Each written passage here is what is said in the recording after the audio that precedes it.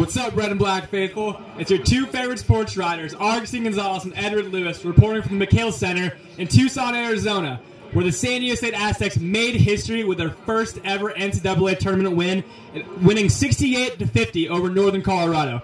Edward, what were your thoughts on the game? First and foremost, big win. It's history, really, though. And one thing I really want to point out is after the game, there was no tossing of the ball. Nobody jumped up and high-fived. Everybody just walked through calmly, high-fived, and called it a day. You know, and that's a big thing for them because it shows that they're here for a run. Also, I want to talk about DJ Gay. He went 2 for 11 tonight, and he's still struggling from the floor. Steve Fisher refuses to call it a slump, but, I mean, I really don't care what he says. He is slumping right now in hardcore. Tonight was the night he had to shoot out of it because I don't know if they're going to have an 18-point lead against Temple or UConn or Duke. So, yeah, that's a concern for the Aztecs. Oh, yeah, and before this season, after the Mountain West Conference Championship, me and you were talking, and we said that DJ Gay had to break out of that slump, had to have a great March for the Aztecs to finally make a run at the NCAA tournament.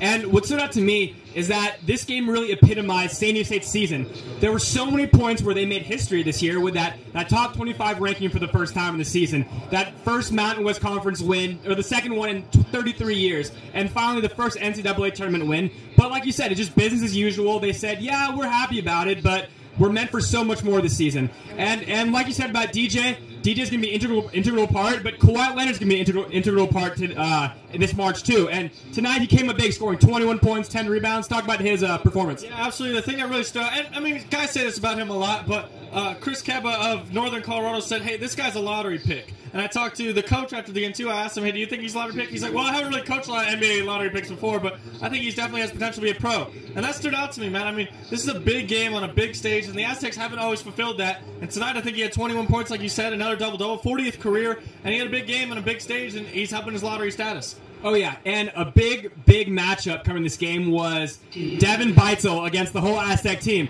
Steve Fisher compared him to Jimmer Fredette. He's gotten comparisons to Fredette many times during his career, but he really did not look like Jimmer Fredette. He didn't have that effortless, create-your-own-shot mentality that Fredette has. He had to work a lot, come off screens, move a lot off the ball to get his game high 25 points. But you know what? Someone else that stepped up today was James Rayon. Came up off the bench, provided some great three-point shooting. Edward, in closing, what are your final thoughts? What can you take away?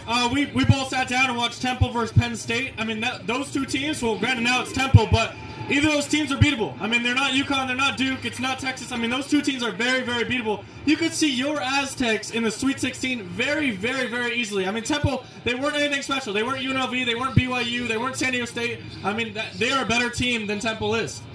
There you have it, guys. The Aztecs will next take on Temple on Saturday. As always, thanks for kicking it overtime.